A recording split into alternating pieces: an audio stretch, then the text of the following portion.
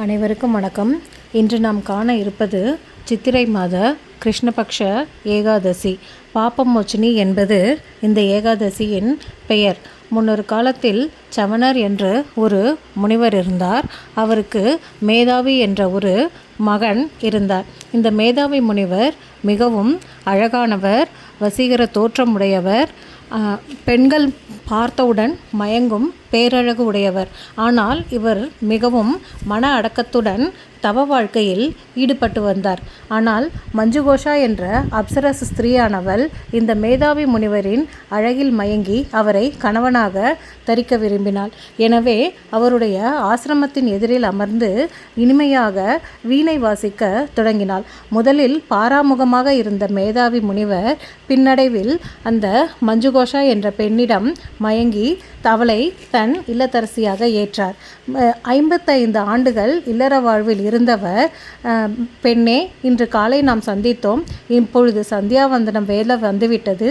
எனவே நான் சென்று சந்தியாவந்தனம் செய்து வருகிறேன் என்று கூறுகிறார். அப்பொழுது அந்த பெண்ணானவள், சுவாமி, தாங்கள் என்னை ஒரு காலையில் சந்தித்தது உண்மைதான். ஆனால் இப்பொழுது 55 வருடங்கள் ஆகிவிட்டது என்று கூறுகிறாள். இதனால் அதிர்ச்சி அடைந்த முனிவர் தன்னுடைய ஞான திருஷ்டியில் பார்க்கும் பொழுது தன்னுடைய 55 வருட தவ வாழ்க்கை வீணாகிவிட்டது என்பதை உணர்கிறார். இதனால் ஆத்திரமடைந்த அந்த முனிவர் அந்த பெண்ணை பிசாசாக ஆகும்படி சபித்து விடுகிறார். இதனால் மனமுடைந்த மஞ்சுகோஷா என்பவள், சுவாமி, இவ்வளவு நாட்கள் என்னால் நீங்கள் இன்பமாக இருந்தீர்களே, அதை மறந்துவிட்டு எனக்கு மட்டும் சாபமளித்து விட்டீர்களே என்று மன்றாடுகிறாள். எனவே மனம் தணிந்தவராய் அந்த மேதாவி முனிவரானவர் சித்திரை மாதத்தில் வரும் கிருஷ்ணபக்ஷ ஏகாதசியில் பகவான் விஷ்ணுவை நோக்கி விரதம் இருந்தாயானால் உன்னுடைய இந்த சாபம் நீங்கும் என்று அவளுக்கு அருளிவிட்டு சென்று விடுகிறார். இவர் தன் தந்தையாகிய சவண முனிவரிடம் சென்று முறையிடுகிறார்.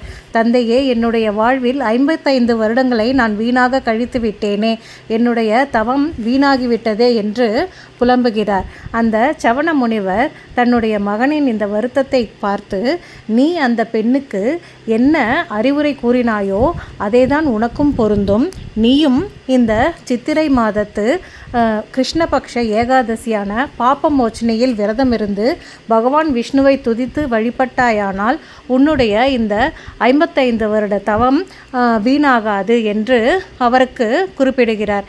எனவே மேதாவி முனிவரும் அந்த மஞ்சுகோஷா என்கிற அப்சரஸும் இந்த சித்திரை மாத கிருஷ்ணபக்ஷ ஏகாதசியான பாபமோச்சனையில் விரதம் இருந்து தங்களுடைய பாவங்கள் நீங்க பெற்றவராய் வாழ்ந்தார்கள்.